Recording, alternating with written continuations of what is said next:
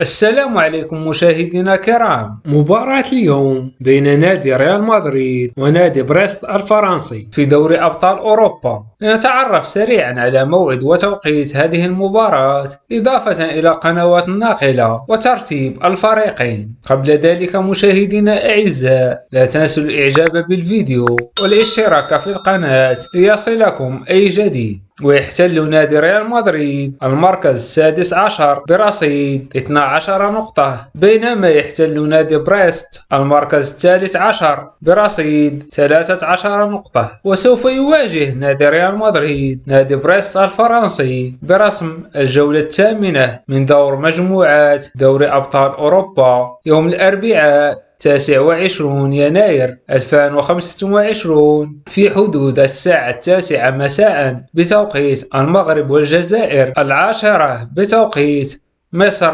11 بتوقيت السعودية. ومن المنتظر نقل هذه المباراة على بي إن سبورت HD 3.